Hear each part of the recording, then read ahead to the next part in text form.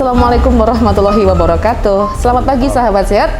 Kembali bersama dengan Anda semuanya, saya Ulfa Dea di RSUD Ngudi Waloyo Channel. Dan seperti kemarin di Bincang Sehat kali ini, kita berbicara tentang masa pandemik ini, di mana kita juga banyak aktivitas yang dilakukan di dalam rumah. Kita harus mengurangi aktivitas di luar rumah ya, karena untuk mencegah penyebaran COVID-19 tentunya. Nah, oleh karena itu, karena berkurangnya aktivitas di luar rumah, yang pasti akan sedikit banyak berpengaruh juga terhadap kesehatan kita, terutama untuk tulang, otot, dan sendi.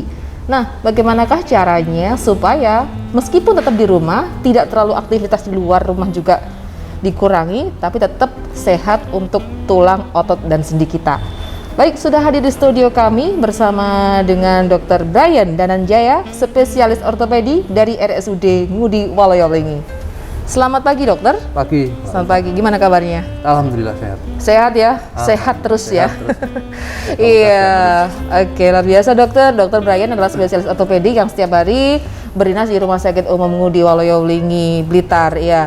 Dan kali ini dok, seperti saya sampaikan tadi, di masa pandemik di mana kita memang untuk aktivitas disarankan untuk di rumah saja, stay at home, stay safe. Nah, tapi tentunya kalau kita berbicara tentang kesehatan tulang ya dok ya, kita juga ada aktivitas fisik itu memang diperlukan untuk menjaga kesehatan tulang dan sendi. Nah, kenapa sih kita harus menjaga kesehatan tulang dan sendi kita dok?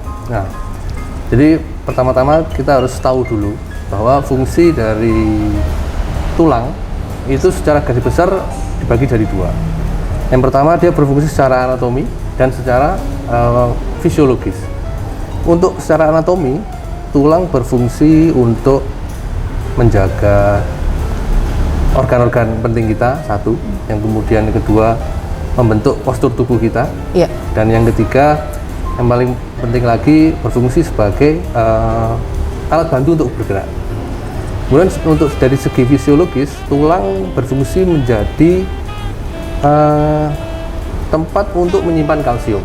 Dan yang kedua, dia juga untuk memproduksi sel-sel imun kita. Untuk itu sangat penting sekali kita menjaga kesehatan tulang, karena kalau kita aktivitas kita berkurang, itu kepadatan tulang kita otomatis akan berkurang. Itu ya, karena tulang itu memiliki hukum yang kita sering sebut di ortopedi Wolff's Law. Jadi di mana ketika semakin banyak gaya yang terjadi pada tulang, akan semakin meningkatkan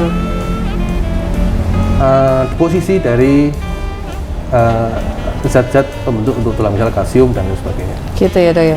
Nah, kira-kira faktor apa saja sih yang mempengaruhi dari kesehatan tulang dan sendi itu sendiri dok? Untuk faktor-faktor yang berkaitan dengan kesehatan tulang dan sendi, yang pertama, yang paling penting adalah nutrisi. Nutrisi untuk tulang paling sering kita dapatkan dari konsumsi kita sehari-hari, dari susu, kemudian dari ikan-ikanan, kacang, terutama kacang almond, kemudian dari produk-produk kedelai seperti tahu atau tempe. Ya, yang paling gampang kita cari kan tahu dan tempe. Iya. Nah, biasanya ada beberapa orang nih ya, mungkin yang tidak suka minum susu atau alergi dengan susu sapi misalnya. Apakah kandungan dari kalsium susu itu juga bisa tergantikan oleh bahan makanan yang lain gitu dok?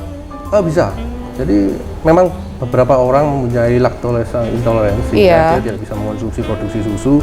Bisa kita konversi misalnya dengan produk lain, misalnya kita makan ikan atau perbanyak tahu, tempe, kan gampang sekali mencari. Iya, itu makanan yang murah meriah sebenarnya, tapi nutrisinya luar biasa untuk kesehatan tulang kita ya.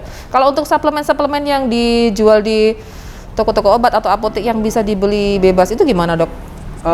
Jadi sebenarnya konsumsi kalsium kita dari makanan kita sehari-hari itu sudah memenuhi kebutuhan untuk kalsium tubuh kita dalam sehari. Cuman angka kebutuhan gizi gitu ya. Angka kebutuhan gizi itu.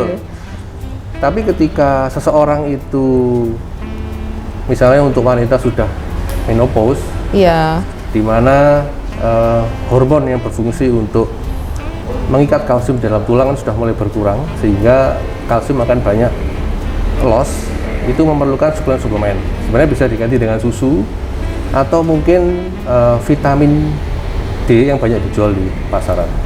Banyak macam sekali mereknya. Itu sebabnya kalau perempuan itu lebih rentan terhadap kesehatan tulangnya ya, karena faktor hormonal tadi itu dok ya? Iya. Iya.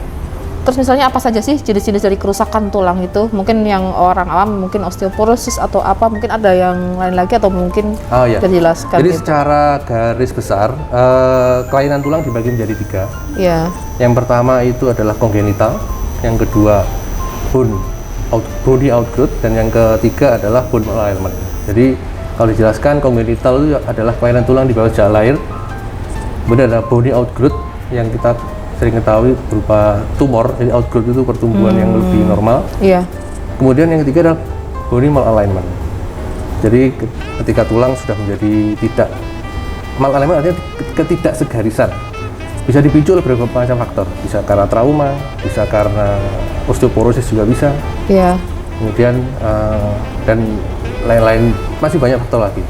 Kalau yang dijelaskan ini yang kongenital ya, atau yang Kongenital. bawaan sejak lahir itu misalnya apa, terus bisa disembuhkan nggak dok depannya itu? Kalau kongenital, seperti yang kita tahu kan banyak sekali faktornya. Iya. Terutama kalau ketika pasien itu membawa kelainan dari sejak lahir, kita untuk sampai saat ini sih belum bisa mengkoreksi kelainan dari sejak lahir. Tapi kita berusaha mengoptimalkan kelainan yang ada supaya dia tetap bisa beraktivitas sehari-hari. Sebagai contoh yang paling sering kita tahu itu adalah dwarfism. Dwarfism artinya orang cebol.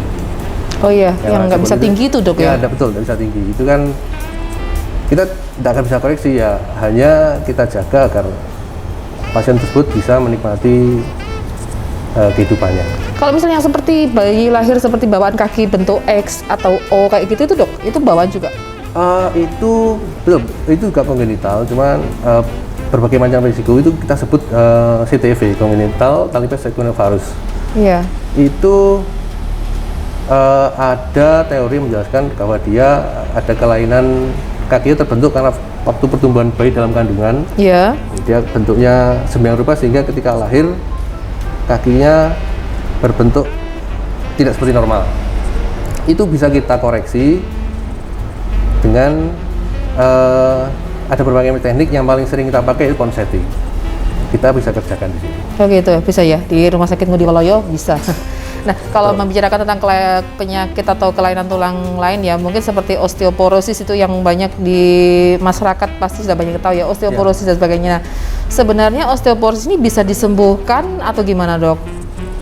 Jadi perlu kita ketahui dulu bahwa osteoporosis merupakan kelainan metabolik dari tulang sehingga mengakibatkan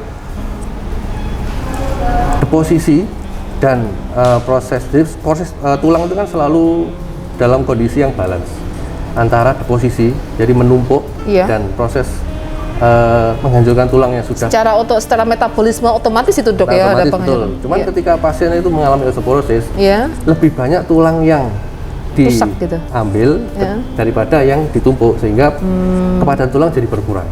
Iya. Salah satu cara yang pertama kita harus pastikan dulu apakah pasien ini mengalami osteoporosis. Kita bisa kalau dari penampakan pasien kita bisa melihat biasanya orang dengan osteoporosis itu posturnya cenderung kecil dan sedikit membungkuk. Cuman tidak selamanya semua pasien seperti itu memiliki osteoporosis. Kita harus memastikan kembali dengan kita punya alat ukur namanya DEXA test. Kita bisa, tapi saat ini belum ada di sini. Oh gitu ya. Jadi kita bisa mengetahui secara objektif nilai kepada tulang pasien sehingga pasien ini sudah masuk osteoporosis, ini menjelang osteoporosis. Nah, misal nih kalau mungkin gejala-gejala dini ya awal ya supaya mungkin masyarakat tahu ya, wah saya mulai gejala-gejala osteoporosis nih, kayaknya sebenarnya bisa nggak disadari dengan dirinya sendiri kayak gitu loh, atau diamati, oh ini gejala ringan seperti mungkin ada nyeri atau apa keterbatasan gerak dan sebagainya gitu dok. Iya, jadi banyak masyarakat itu ketika usianya sudah mulai di atas 50 sering datang ke poli, datang dengan keluhan, dok saya kayaknya osteoporosis ini. Saya jelaskan bahwa tidak selamanya nyeri pada tulang adalah osteoporosis. Iya. Cuman mungkin sudah di masyarakat sudah pokoknya kalau nyeri usia tua mungkin Iya. osteoporosis. Oh, iya, gitu ya. Tidak selalu. Stigmanya di masyarakat Stigmanya seperti itu. Iya. Iya, betul. Iya. Betul. Nah, itu tentang osteoporosis tadi ya. Kalau sudah mengalami gejala-gejala seperti itu harus gimana, Dok? Yang pertama kita harus berpikir itu untuk kasus untuk sakit lebih Iya. baik kita tuh berpikir terbaik boleh, tapi kita harus tetap bersiap yang tertidak baik atau terburuk. Jadi kita harus ada nyeri daripada kita biarkan, mending kita berobat. Kita pastikan dulu, kita konsultasi ke dokter. Seandainya aman, alhamdulillah. Tapi kalau tidak, bagaimana kita tangani? Iya, jadi tidak memperparah ya, segera saja periksakan ke dokter supaya penyakitnya tidak Betul, parah untuk diagnosa yang tepat gitu. Jadi ini sakitnya nyerinya karena osteoporosis atau disebabkan oleh nyeri karena penyakit yang lain seperti itu, Betul. Dok ya. Ya, nah ini nih kita di masa pandemik nih ya, nggak boleh aktivitas banyak-banyak. Banyak sekali yang mengeluhkan terjadi peningkatan berat badan. Ah, betul. Saya juga. Termasuk siapa ini dokter ya? Termasuk saya juga. Iya. Nah, dengan alasan seperti itu, ada nggak sih tips-tips supaya menjaga kesehatan badan umumnya dan juga khususnya untuk tulang dan sendi kita? Karena kalau otomatis kalau di rumah aja sudah jarang bergerak ya. Ya, betul. Biasanya dulu kalau parkir agak jauh, oke. Sekarang mau ke mall juga dibatasi. Ya, dulu kita kan ibu-ibu kalau olahraganya ke mall, Dok. Ya. Berapa Betul, kali betul. putaran, 7 kali putaran kayak gitu. Nah, selama masa pandemik ini aktivitas atau gimana sih caranya supaya tetap bisa bergerak dengan sehat dan juga tulang dan sendi kita tetap sehat gitu? Ya, betul. Jadi untuk kesehatan tulang dan sendi, terutama sendi ya, Iya. kita mengenal untuk sendi itu life is motion, motion is life. Life is motion, motion is life gitu ya. Jadi sendi akan semakin sehat kalau kita tuh banyak bergerak. Iya. Sedangkan di masa pandemi ini di mana banyak pembatasan-pembatasan sehingga banyak masyarakat itu yang tidak bisa kemana-mana, olahraga dilarang. Sebenarnya menyikapinya sih tidak perlu sesulit itu, cuman atau aktivitas di rumah kita bisa, satu yang paling mudah itu bersih-bersih rumah. Bersih-bersih rumah. Bersih-bersih rumah, betul. Dapat dua dong, rumahnya bersih, juga sehat badan juga. badannya. Betul. Wah, luar Kemudian biasa, yang gitu. kedua, kita bisa, ini yang saya terapkan sendiri, Iya. ini kita bisa mengikuti instruksi olahraga secara online. Jadi kita bisa lihat yang paling sering ya di YouTube, kemudian Iya. kita lihat video kita ikuti. Kemudian yang ketiga, yang paling ideal lagi adalah sepeda statis. Sebenarnya sepeda statis itu dia berfungsi secara isokinetik, jadi bebannya sama, tapi sendi bisa terus bergerak. Sehingga terutama untuk pasien-pasien yang mengalami osteoartritis atau OA atau mungkin di masyarakat mengenalnya pengapuran, Iya. itu baik sekali untuk melatih sendinya dan tulangnya melalui bersepeda statis. Dimana kalau kita statis itu lutut tidak akan terbebani terlalu berat karena bebannya selalu sama dan sendi selalu bergerak. Jadi tidak ada alasan meskipun pandemi di rumah saja tidak ada waktu untuk olahraga ya, Dok? Betul, Pak. Kalau nggak ada sepeda statis, YouTube mungkin paketan mepet, ya bersih-bersih rumah. Atau kalau orang tua saya sukanya sekarang berkebun. Berkebun ya. Betul. Masalahnya berarti dimotivasi mungkin, Dok. Mungkin kalau yang terbiasa olahraga rame-rame, mungkin ada euforia keseruannya di sana. Kalau di rumah harus sendiri itu biasanya nih ya, saya sendiri sih, Dok ya. Kalau mungkin rame-rame bareng-bareng goes kita bisa 1 jam 2 jam nggak capek. Betul, Tapi kalau di pasti. rumah sepeda statis 30 menit itu sudah luar biasa. Bosan Iya nggak, Dok? sekali. Ya karena saya juga mengalami. Iya. Setengah jam sudah sangat lama sekali karena yang kita lihat ya sama-sama sih. Tapi Iya. ya kita kan harus menyesuaikan diri dengan kondisi saat ini. Betul, ya. Dan bersih-bersih rumah mungkin ya yang ini ya. Rumah, betul. Bersih-bersih. Rumah jadi bersih, badan juga lebih sehat. betul. Luar biasa. Nah, selain itu, Dok, ini mungkin agak sedikit menyimpang ya. Mungkin di Rumah Sakit Ngudi Waluyo untuk layanan di bedah sentral sendiri, terutama untuk layanan ortopedik, ada layanan baru apa nih, Dok? Untuk saat ini yang terbaru kita memiliki mesin C-arm. C-arm, Jadi ya. Itu mesin radiologi yang mobile di dalam kamar operasi. Ya. Sehingga itu memungkinkan kita untuk melakukan tindakan-tindakan yang minimal invasif. Artinya kita tidak perlu membuka kulit terlalu besar sehingga luka yang ditimbulkan sedikit minimal sekali, sehingga mempercepat penyembuhan kepada pasien. Kemudian untuk yang baru lagi kita punya kita punya alat mikroskop, sehingga kita memungkinkan kita untuk melakukan operasi-operasi yang microsurgery, seperti melakukan repair saraf, repair tendon, atau melakukan operasi-operasi yang membutuhkan penglihatannya super jeli sekali. Untuk yang ini ya, jadi mikroskop bedah. Mikroskop bedah, Mikroskop bedah dan juga siam, di mana bisa untuk melihat atau mungkin radio, itu semacam mesin radiologi juga. Ini radiologi, betul. Ya, jadi lebih tepat gitu ya. Betul. Di mana posisi yang harus dibedah atau di-repair gitu, seperti itu, iya. Dan itu masih satu-satunya di Blitar beritanya, Dok ya? Betul sekali. Betul sekali, luar biasa untuk Rumah Sakit Ngudi Waluyo-Lingi. Baik dokter, mungkin pesan-pesan terakhir untuk masyarakat di Blitar Raya dan semua yang ada di channel RSUD Ngudi Waluyo-Lingi untuk menjaga supaya tulang, sendi, dan ototnya tetap sehat. Silahkan dok.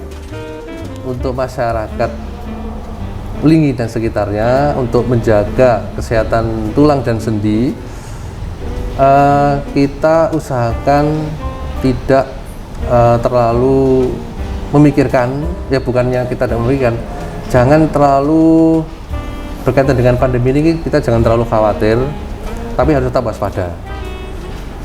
Kemudian untuk kegiatan, jangan menjadikan pandemi ini sebagai alasan untuk tidak beraktivitas secara normal. Tetap pemerintah menganjurkan untuk beraktivitas, cuman dengan pembatasan-pembatasan, seperti ketika kita bertemu rekan sejawat, kita tetap menggunakan masker, menjaga jarak, dan sering mencuci tangan. Semoga untuk saat ini dan kedepannya kita semua dan masyarakat Lingi sekitarnya dan Indonesia secara umumnya tetap sehat selalu, tetap bisa beraktivitas selalu. Terima kasih. Baik, terima kasih Dr. Brian Dananjaya, spesialis ortopedi di RSUD Ngudi Waluyo-Lingi. Dan jangan lupa untuk Anda semuanya, apabila mengalami gejala atau keluhan-keluhan yang terkait dengan kesehatan tulang, bisa setiap hari kontrol langsung ya, periksa di klinik bedah RSUD Ngudi Waluyo-Lingi, buka setiap hari Senin sampai dengan Sabtu di jam operasional jam 7 sampai dengan jam 12. Bedah ortopedi. Bedah ortopedi bersama dengan dokter kerennya Dr. Brian Dananjaya. Baik, terima kasih pemirsa dan salam sehat selalu. Bincang sehat kita akhiri sekian dan kita ketemu lagi di topik-topik berikutnya. Saya Ulfa Dea melaporkan untuk Anda. Wassalamualaikum warahmatullahi wabarakatuh.